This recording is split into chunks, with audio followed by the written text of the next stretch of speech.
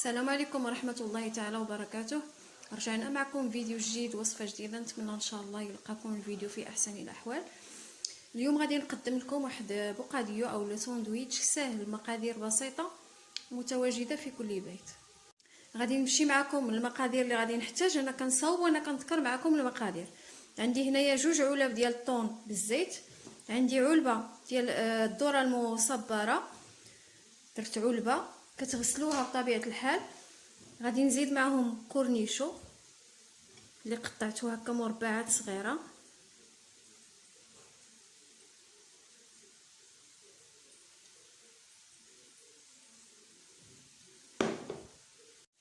غادي نزيد الكيتشوب،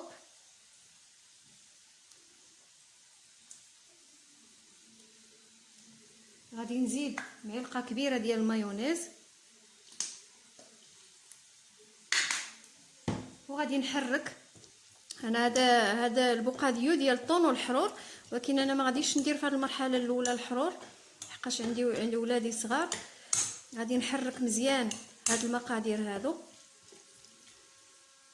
من بعد ما وجدت الحشوه كناخذ الباكيط هكا، يمكن تاخذوا الباكيط الكبير كتقسموه ولا كتاخذوا هذا الصغير هذا. غادي نوضع شويه ديال المايونيز، غادي ندير الفرماجه وغادي نمشي مزيان هذا الفرماج وهذا المايونيز.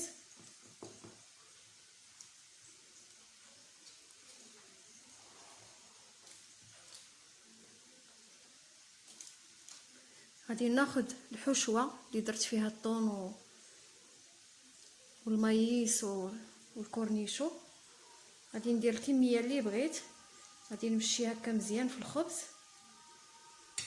غادي نوضع نزيد شويه هنايا ديال المايس، غادي ندير الخس، شويه ديال الخس، شويه ديال الخيزو محكوك، البصله ضروريه في هذا البوقاديو هذا، مطيشه، غادي ندير شويه ديال الحار،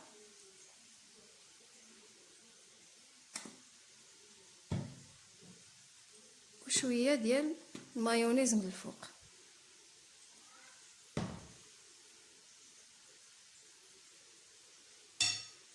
الزيتون مقطع كيبقى اختياري.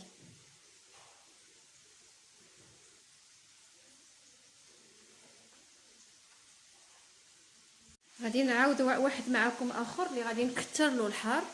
غادي نبدا تفريشه ندير الحار هو الاول. لاصوص الحاره اللي كانت عندكم كديروها. ندير واحد الحبه ديال الفرماج، غادي نمشيها مزيان.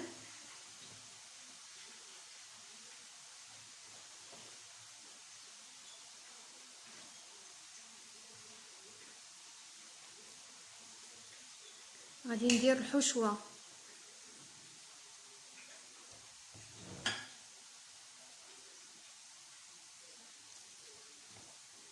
وغادي ندير الخضره اللي ذكرت معكم، كل وحده بالمرحله ديالها. انا غادي نكمل البوقاديو كاع اللي عندي اولا الخبز كاع اللي عندي ونرجع معكم. اذا من بعد ما عمرت كاع الخبز اللي عندي غادي ندوز باش نوجد واحد الصلصه اللي غادي نرافقها بهذا البوقاديو هذا. عندي هنايا الكورنيشو حكيته في الحكاكه ديال مطيشه، زدت معاه الكيتشوب، غادي نزيد معاه واحد المعلقه ديال المايونيز، معلقه كبيره، وغادي نزيد واحد المعلقه كبيره ديال الصلصه الحاره، وغادي نخلط مزيان.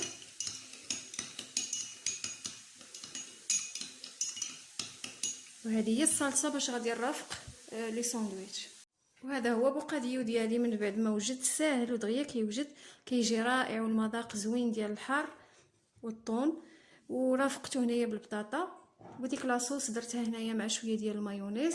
نتمنى ان شاء الله الاقتراح يعجبكم وتجربوه. ودابا الصيف كنبغيو هاد الوجبات الصيفيه الخفيفه.